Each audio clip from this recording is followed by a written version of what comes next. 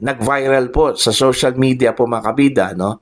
Ito pong naging reaction po mga kabida ng anak ni Congressman Zaldico, ano po, no? Sa halip na panigan po niya yung kanyang ama po mga kabida, okay? Nagsurpresa po ang lahat nung sinabi po ng kanyang anak mga kabida, dapat umuwi na po sa Pilipinas yung kanyang ama at harapin na po yung mga aligasyon, ano? Be accountable. Mantakin nyo ha. Anak po yun mga kabida. Pero mas pinanigan po niya, ano? Itong kagustuhan po ng taong bayan po, ano?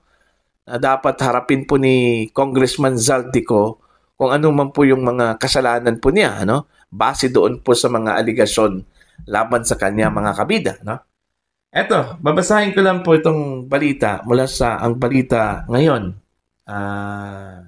Nag-viral kasi ito mga kabida, no? Sa Instagram. Ito pong reaction po ni Mr. Elico, ano po? Hiyang-hiya. Pinapauwi na ang kanyang ama. Ayan. Viral sa social media ang pahayag ni Elico, anak ni Ako Bicol Representative Zaldico, kaugnay ng flood control corruption scandal na kinakasangkutan ng kanyang ama. Sa kanyang Instagram post, isa-isang binanatan ni Eli ang issue at malinaw na pinili niyang panigan ang bayan kaysa ang pamilya. Ayon kay Eli, nalaman niya ang buong lawak ng aligasyon laban kay Zaldico katulad ng lahat na politiko. Aminado siyang nahihiya at tumaranas ng matinding internal conflict. There is no excuse. Anyone proven guilty should be held accountable. That includes my dad. Dagdag pa niya, naniniwala siyang panahon na para humarap sa taong bayan ang kanyang ama. I urge him to appear before the people and be accountable once and for all. Ayan. So, malinaw po yung stand po, no, ng kanyang anak, mga kabida, na si Eli, anak ni Congressman Zaldico, ano, na dapat pong harapin po ng kanyang ama kung ano man po yung mga aligasyon laban po sa kanya, ano po, no? Despite po sa kanilang relasyon bilang mag-ama, ano, mga kabida, hindi po ito typical na anak, ano, na karaniwan pong pinapanigan po yung kanilang ama kahit na po sangkatutak po yung aligasyon po, no, laban sa kanilang ama po mga kabida. Pero dito ho sa case po ni Mr. Elico, ano, mas pinili po niyang panigan yung demand po ng taong bayan po, ano. I understand, ano, kasi hiyang-hiya na po ito pong si Elico, ano, sa mga nangyayari po, ano, sa kanyang ama, mga kabida. Kasi normally affected po dito, ano, yung pamilya po mga kabida, ano po. Okay? Sinong hindi po mahihiya po dito, ano, na tatawagin yung kanyang ama na magnanakaw, kurakot, ano? 'Di ba? So apektado talaga. First and foremost, yung mga anak, ano? Okay? Kaya siguro na-challenge ito pong si Eli, ano, na dapat umuwi na po dito si daddy, ano, para matuldukan ito. Kung meron man po siyang kasalanan, be accountable, ano, parang ganun eh. Okay? Tsaka ako, kung ako mismo si Congressman Zaldico, ano, sa nangyayari po ngayon, na parang nilalagdag na po ako, ano, mga kabida, uuwi talaga ako eh. Okay? Diba? Once and for all, damay-damay na po eh. Kung meron man pong mga kasabwat po si Congressman Zaldico dito, ano, kung totoo man po itong mga aligasyon po mga kabida, no? Pero marami pong naniniwala po mga kabida na hindi po mastermind ito pong si Zaldico. Meron pong nagpaandar po sa kanya, ano, mga kabida. That remains to be seen, ano?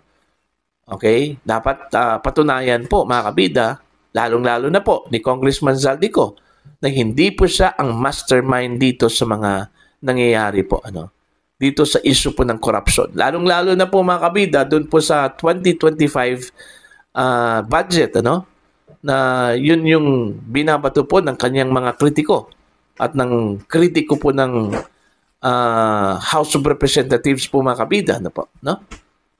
Patunayan po niya na siya po ay inutusan lang po. Siya po ay phone lang po dito, ano, mga kabida.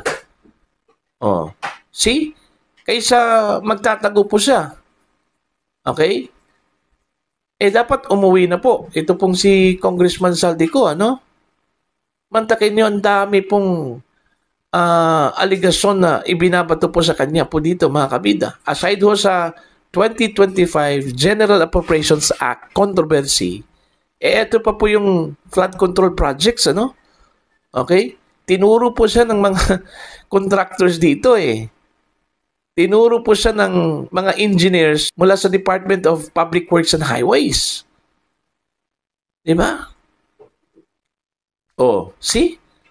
Yung latest pa lang mga kabida, sa sinabi po ni Engineer Henry Alcantara, no? Yung ipinakita po niyang picture po mga kabida na sangkatutak na pera po, para daw yun kay Saldico, ano? Oh, see?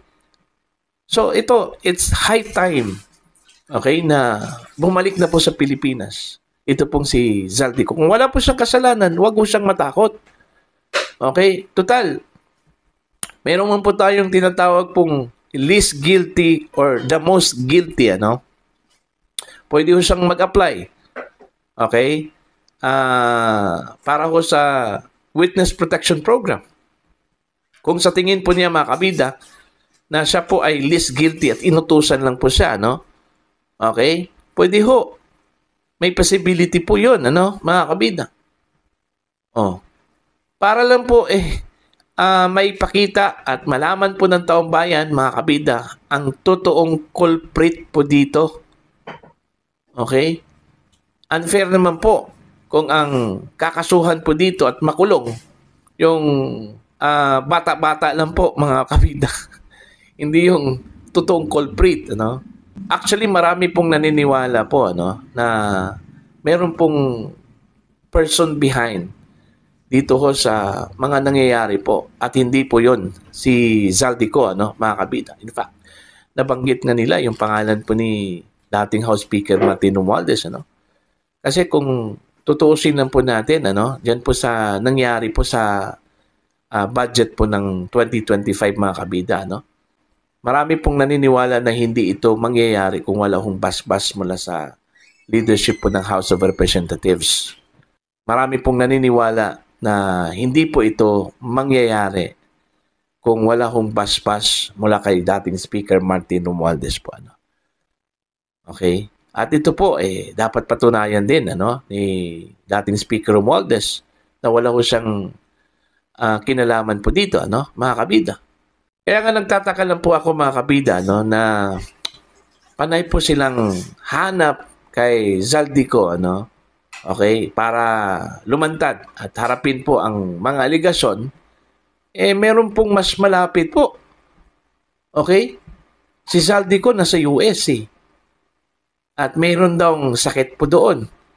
Meron pong mas malapit at itinuro po na isa po sa mga culprits. O bakit hindi po tanungin? Okay, mga kabida. Bakit po nahihirapan po silang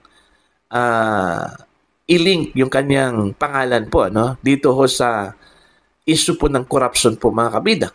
In fact, meron pong freezing of assets po, ano, and bank accounts, mga kabida, ano.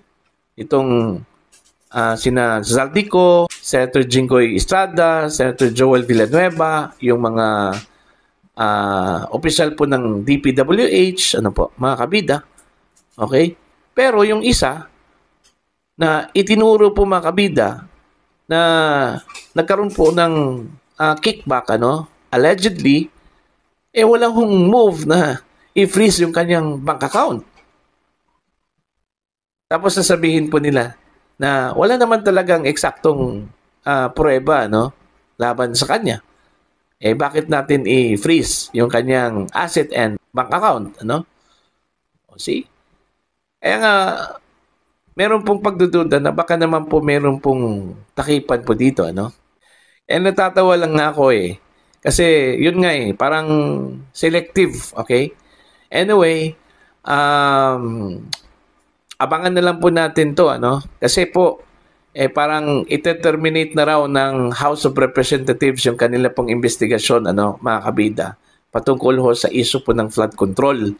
Kasi bigyan po nila ng respeto at daan, ano, itong investigasyon po ng ICI, ano, yung bagong independent commission po, mga kabida, na create po ni Pangulong Ferdinand Bongbong Marcos, ano.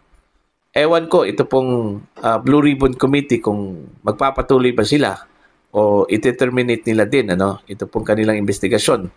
Para isa lang po yung mag-iimbestiga ho dito, mga kabida, ano, itong ICI na pinamunuan po ngayon ni dating Supreme Court Associate Justice Reyes, ano.